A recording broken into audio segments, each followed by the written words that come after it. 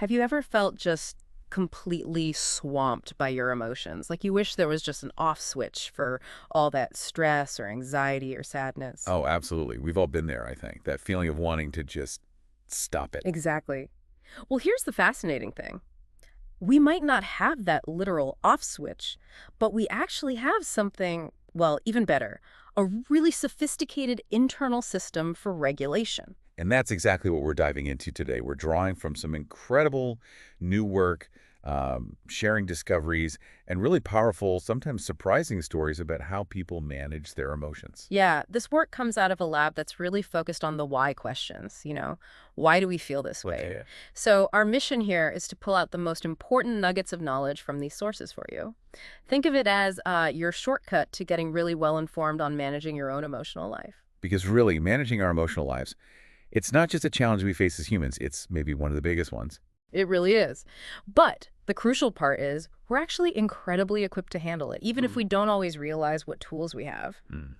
So let's maybe start with a really personal story. It's from the author of this work, and it kind of set him on this whole path.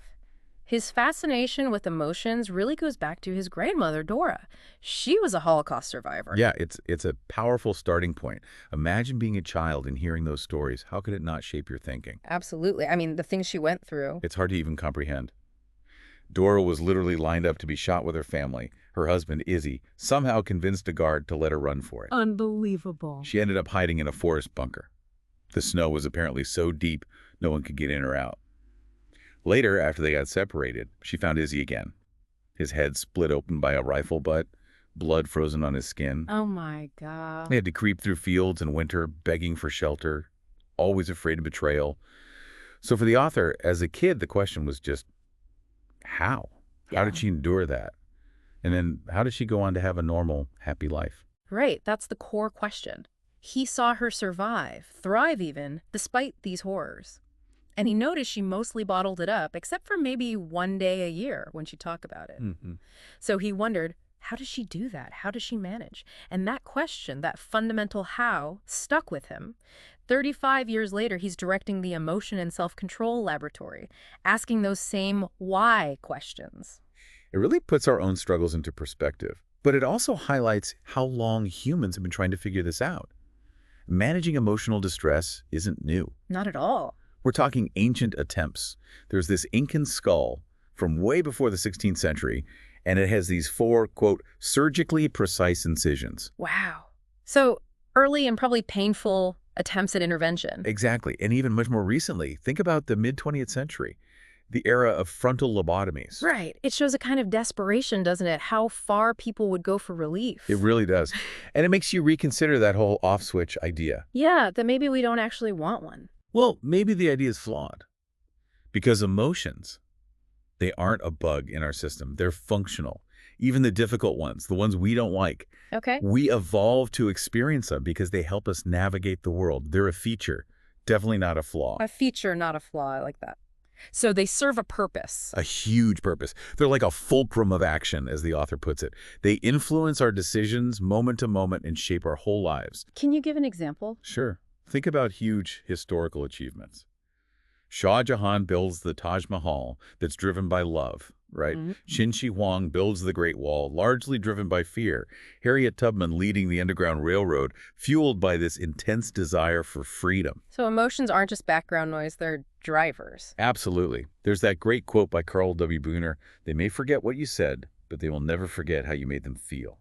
That captures the power. Mm-hmm. But then there's this other side, this kind of pervasive myth of good vibes only. You hear it everywhere. Just look on the bright side. Change your perspective. Right, and it comes from a good place, usually. We naturally want to avoid bad feelings, but taking it too far, it can actually backfire pretty significantly. How so? Well, there was this study in 2013 looking at positive reframing, finding the silver lining, basically. And it found, it helps when problems are genuinely uncontrollable. Like, say, you break your leg. You can't magically unbreak it, so shifting your outlook can be useful. Okay, that makes sense. And this is the crucial part, the same study found positive reframing was actually harmful when the problems were controllable. It even predicted greater depression later on. Harmful, wow. Okay, like what kind of controllable problems? Think about, say, an unfaithful partner or a toxic job. Trying to just find the good in those situations can stop you from actually doing something about them. It prolongs the suffering. So the insight is knowing when to reframe versus when to act. Exactly. Discernment is key.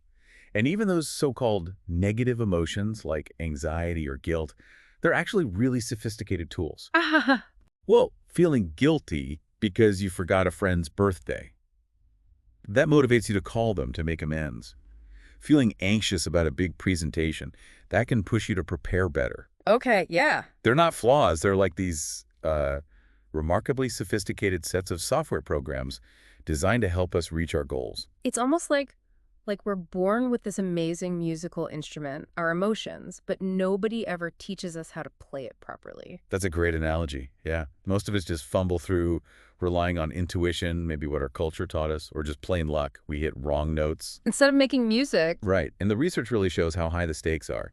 There was this one longitudinal study, followed kids for years, measuring how well they managed their emotions. and what did they find? The results were, well, profound. Kids who really struggled with regulating their emotions were more likely later on to drop out of school, have substance abuse issues, even commit crimes. Wow. But the kids who were adept at it, they went further in their careers, they saved more money, planned better for retirement. And here's the kicker. They were physically healthier. Physically healthier. Brain imaging actually showed their brains and organs aged more slowly. It was incredible. That's astonishing. And this ability, this emotional regulation skill, it turned out to be more influential on these life outcomes than their socioeconomic status or even their IQ. More than IQ. That's huge. So this isn't some soft skill. It's fundamental. Arguably the most crucial hard skill for a thriving life, yeah. Okay, something else interesting from the research. Emotions don't all last the same amount of time, right? Not at all. A 2015 study found sadness can hang around 240 times longer than shame. 240 times. Why the difference? Well, shame often relates to a specific action, something people tend to want to move past quickly. Sadness, though, it often connects to bigger things that affect our whole worldview, like losing someone or a major disappointment. It's stickier. And anger. Anger is often about specifics, too, like someone cutting you off in traffic. That usually fades fast. But of course, a deep anger about, say, a betrayal, that can also shift your worldview and linger much, much longer. Okay, so emotions are powerful. They vary in duration. What about controlling them? You mentioned that study where almost 40% of people felt they couldn't control their emotions. Right. And in a specific sense, they're partly correct.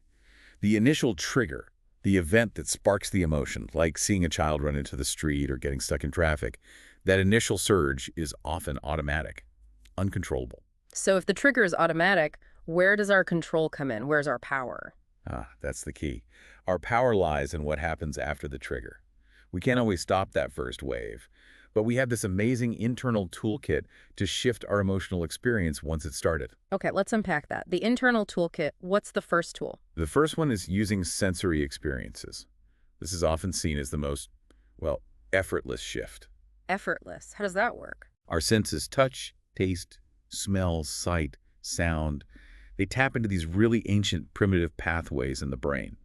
They can change our emotional state almost instantly, often without us even consciously trying. Instantly. Like how? Think about it. Person-to-person touch, like a hug. That changes neurobiology in milliseconds. Releases oxytocin, dopamine, taste, about 200 milliseconds. Fear triggers, like seeing danger. Your body can react. You might yank the steering wheel even before your conscious brain fully processes deer. Wow. Okay. And this often operates through what the author calls the law of least work. The law of least work. Meaning we tend to gravitate towards the easiest way to change how we feel. Think about journaling versus scrolling through cute animal pictures when you're anxious. Right. Journaling takes effort. Pandas are easy. Pandas usually win. Yeah. Exactly. It's effective, but maybe not used as often because it requires more cognitive load. The sensory stuff is often much lower effort. Makes sense. The author actually shares a great story about this. He was a college student feeling really homesick, and he just wandered into a cappella concert. Okay. And this quiet, unassuming student gets up and sings, "One of Us." Turns out it was John Stevens, who we now know as John Legend. No way. Yeah. And the author said in that moment, listening to the music, he was just instantly transported. The homesickness vanished, replaced by this profound feeling of being exactly where he needed to be. A huge emotional shift from just listening. That's a fantastic example, and it highlights how underused some of these sensory tools might be. You mentioned music. A study found almost everyone, 96%, uses music for mood or expression, but only like 10 to 30% use it intentionally to regulate their emotions. It's a huge missed opportunity for many people. And it's not just music. Yeah. The smell of your partner's t-shirt can lower cortisol. Petting a dog or even a stuffed animal eases stress. Right. Sugar, chocolate, those activate pleasure pathways. Yeah. Even just having a view of nature from a hospital bed can help patients heal faster. Exactly. It's all tapping into these basic sensory inputs. And sometimes combining them is even better. You mentioned sensory bundles. Yeah, that's a great concept. It's when you engage multiple senses at once for a more powerful, holistic shift. The author talks about a guy named Chase who bakes sourdough bread. Okay. It's slow, meditative, sure, but the sensory hit is immediate. The feel of the dough, the smell of it baking, the taste, it engages touch, smell, taste, maybe even sight and sound. It's a multi-pronged approach that really grounds him. Or someone going surfing. Right. Another colleague mentioned feeling lonely, going to the beach, the sight of the waves, the sound, the feel of the water on board. It created a sense of connection through sensory immersion, even though she was alone. But there's a downside to this ease, isn't there? The emotional congruency effect. Ah, yes, the shadow side. Because it's easy, we can accidentally lean into sensory stuff that just keeps us stuck in a negative mood. Like listening to sad songs when you're heartbroken. Exactly. Instead of putting on something uplifting, we dive deeper into the sad stuff. It's like amplifying the emotion we already feel. Fine sometimes, maybe, but not if you actually want to shift out of it. Okay, so that's senses. What's the next internal shifter? That brings us to attention. Think of it as our flexible spotlight. Using senses involves diverting attention, sure, but we also have brain systems designed to steer attention more directly. Yep. Often when we're dealing with something difficult, our brain loops these mental representations, like hard-to-watch videos of negative events, past, present, or future. It's the brain trying to make sense of it. Yeah, I know that feeling. Replaying things over and over. Right. But we can learn to direct that spotlight of attention. And this is where the idea of avoidance gets interesting. Avoidance. Isn't that usually seen as a bad thing? Well, chronic blanket avoidance, yes. But the author argues it's more like a blunt instrument. Not always elegant, but sometimes effective for specific jobs, like a psychological immune system kicking in. Can you give an example? Think about Dennis Rodman during his NBA days. He'd famously take off to Vegas for these let-loose excursions right in the middle of the NBA Finals. Yeah, I remember that. It seemed crazy. People thought it was the opposite of regulation. But he'd come back and play incredibly well. He was using selective avoidance, perhaps, to manage the intense pressure. Interesting. So not avoiding everything, but choosing what not to focus on temporarily. Exactly. Or think back to the author's grandmother, Dora. It might have looked like total suppression of her trauma, but she didn't completely shut down.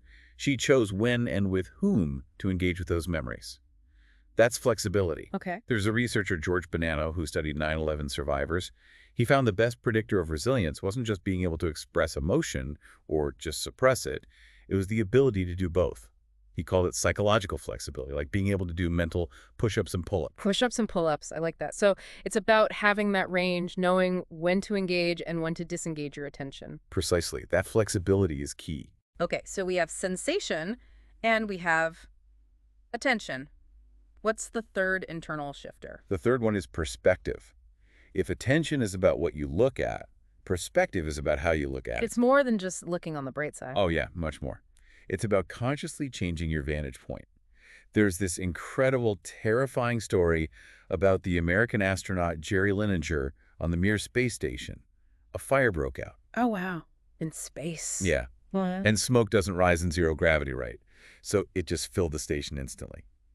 Linenger is struggling to breathe, and his trained astronaut brain has this completely absurd thought. Open a window. Open a window in space. Exactly. It shows how, in extreme stress, our default perspective can totally fail us. Yep. We need the ability to reframe, to find a different angle. Okay. And this is different from just worrying, right? Like negative reframing. Totally different. Worrying is when you get stuck running simulations of your worst fears, that worry loop. Productive perspective shifting is different. One powerful technique is called distanced self-talk. Distanced self-talk? What's that? It's when you reflect on your feelings. But instead of using I feel overwhelmed, you use you, or your own name, or heish, Like, okay, you're feeling overwhelmed right now, or what is he going through? Talking to yourself in the second or third person. How does Yeah. that help? It sounds simple, but the research is really compelling. Doing this leads to less negative emotion. It actually feels less effortful than dwelling in the first person, and it promotes wiser reasoning, especially about conflicts. Wiser reasoning. Yeah, people become more open-minded, more intellectually humble, they feel physiologically calmer, and they tend to see challenges as things to be tackled rather than threats to be endured. It creates psychological distance. That space lets your rational brain kick in more effectively. Exactly. There's a really moving example of this.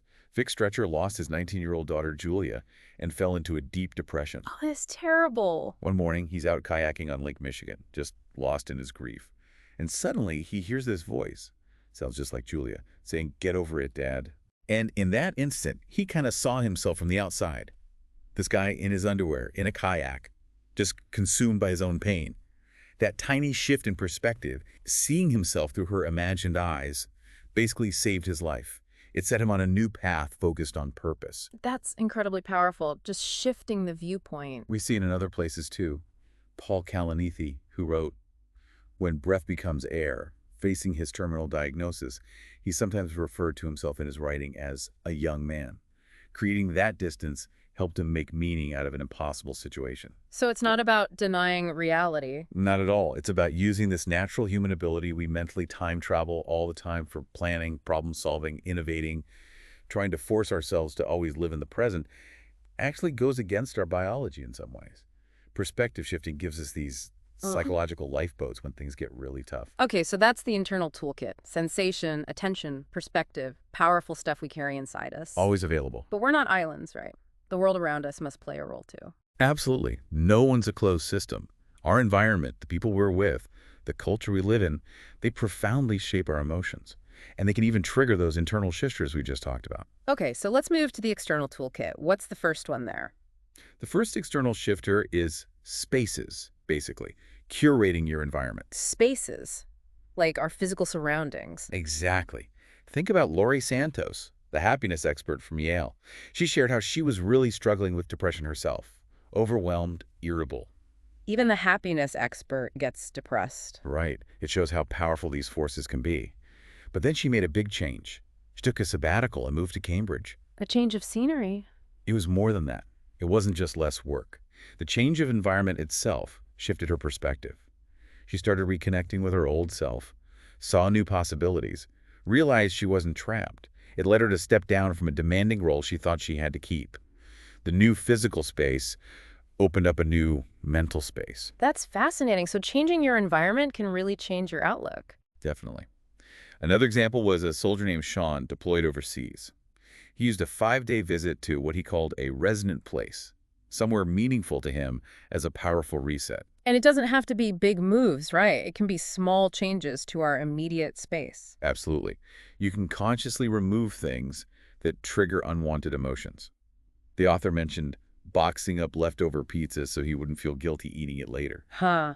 I can relate to that. Or you can add things that foster positive feelings. There was an experiment where just looking at a picture of your own mother helped people cope with or recover from emotional pain. Just a picture. Yeah. So the takeaway is do a spaces audit.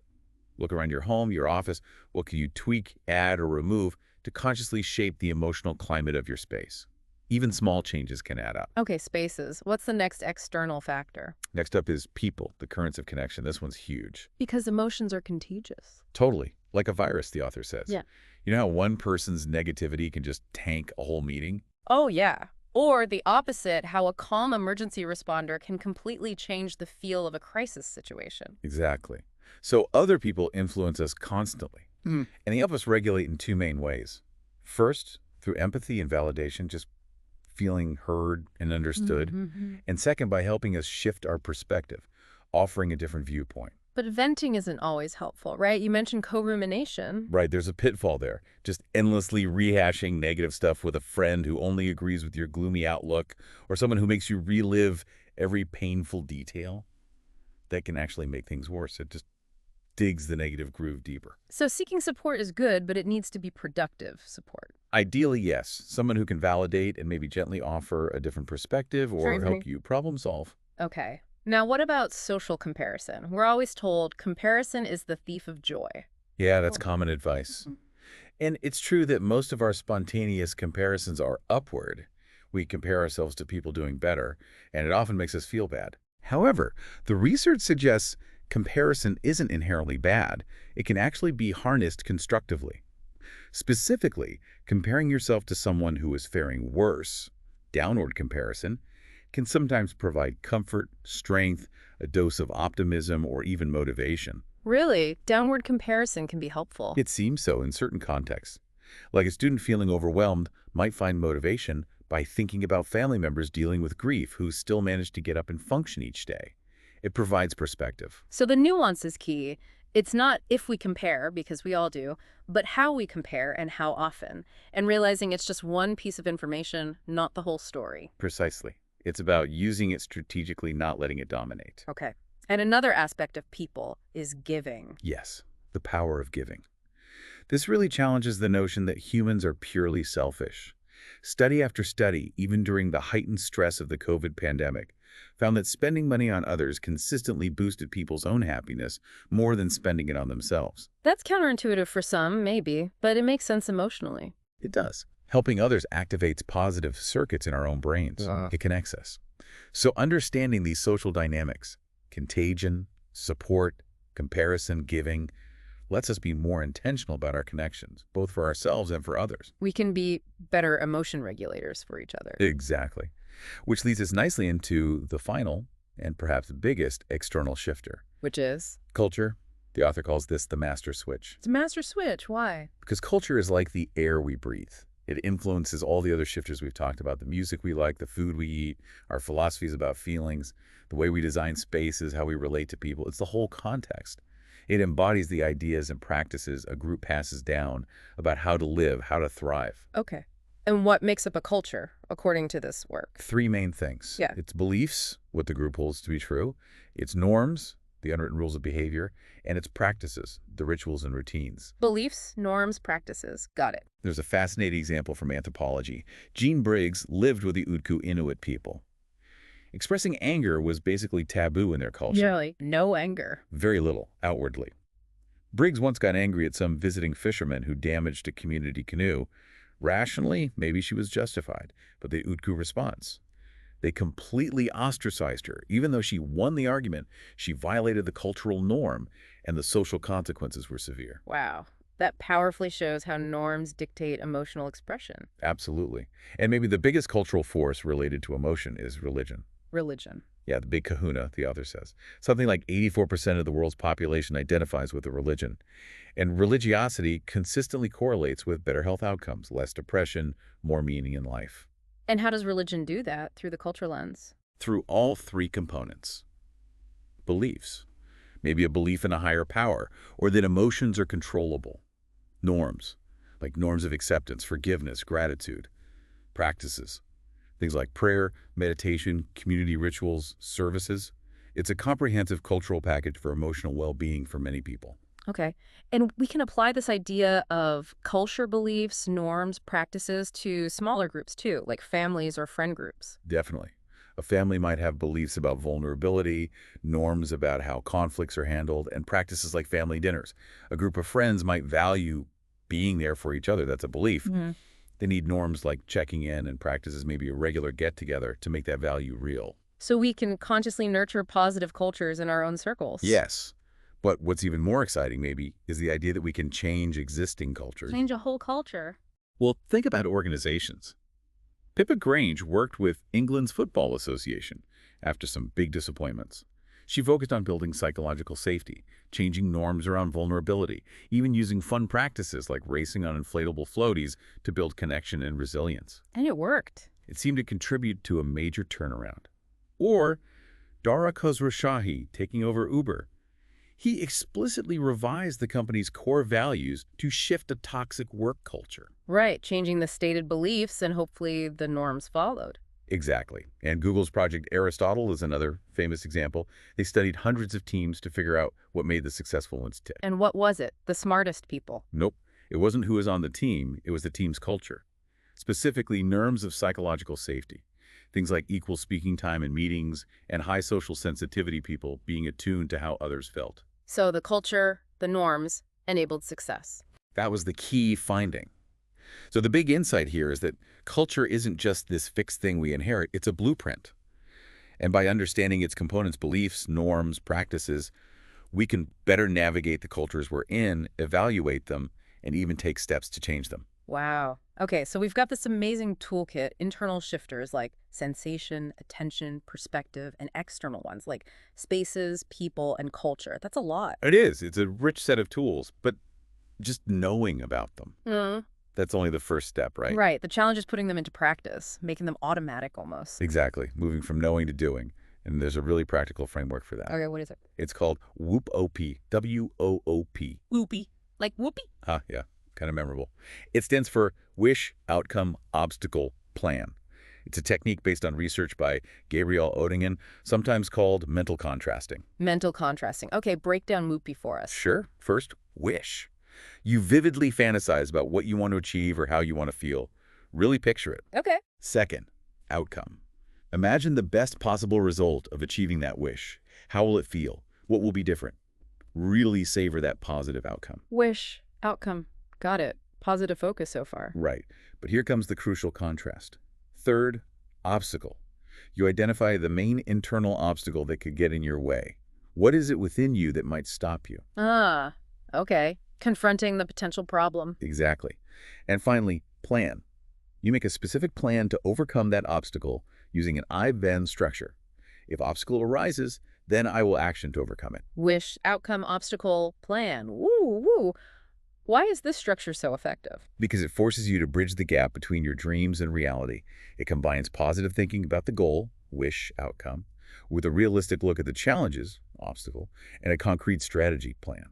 It avoids just indulging in fantasy, and it avoids just dwelling on problems. It energizes you for action. Can you give an example, maybe from the book? Yeah, there's a great one about a Navy SEAL, Matt Masdam. Yeah. SEALs train extensively using I-then contingency plans. Right, from missions. So on one mission, they're approaching a bomb maker's house, and suddenly the exterior walls just shatter into glass, raining down on them. An unexpected ambush. Whoa. But because they drilled countless, if unexpected threat, then specific action scenarios, their training kicked in. They just turned steel, letting their armor take the impact and continue the mission without breaking stride. The Whoop-like planning made their response almost automatic, even in chaos. That's incredible. But how does WHOOP apply to, like, everyday emotional regulation? Great question. Let's say a parent often gets frustrated when their kids fight. Okay, common scenario. Their wish might be, I wish I could stay calm when they fight. The outcome, I'll feel more patient, the house will be calmer, I'll be modeling good behavior. The obstacle.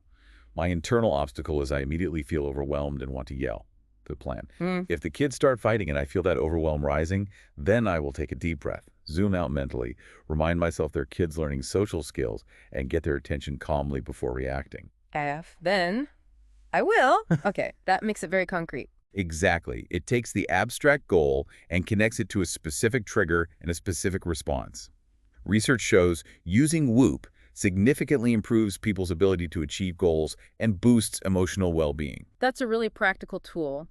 So as we wrap up this deep dive, what's the big takeaway message? I think the most important thing is that there are no one-size-fits-all solutions here. Emotion regulation is deeply personal, it's idiosyncratic, like finding the right diet or exercise routine. What works for one person might not work for another. Precisely. The author shares his own experience dealing with the stress of a potential school shooting threat at his kid's school. He used a whole cocktail of strategies. Zooming out perspective, reframing the threat level based on data, focusing his attention on work, deliberately avoiding online venting people, seeking perspective from his wife, focusing on caring for his kids, giving purpose, and taking a sensory break later. So he mixed and matched from the toolkit. Exactly. And his grandmother, Dora, her toolkit for surviving the Holocaust and building a happy life was completely different, focusing much more on selective attention and suppression, perhaps. But it was effective for her in her circumstances. So the beauty is in discovering your own unique toolbox. That's it. Understanding the options, sensation, attention, perspectives, spaces, people, culture, gives you the power to experiment and find what works best for you. It really does make you wonder, though, if this is so fundamental, why isn't it taught more systematically? It's a great question the author raises. He jokes he learned about the digestive system in school, knowledge he used maybe twice in his life explaining to his kids why they could swallow upside down. Huh. But this knowledge about emotions, he uses it. We all use it every single day. Yet it's often missing from formal education. Yeah, the gap is huge. We've come a long way from, drilling holes in skulls thousands of years ago, or even lobotomies last century, just desperately trying to feel better. The needle is moving on mental health awareness. But there's still work to do. Definitely. Raising awareness, talking about this stuff openly with our kids, in our workplaces, supporting policies that make mental health support and education more accessible. It's not just personal, it's societal. Absolutely. So, as we finish up, let's leave our listeners with something to think about. Okay.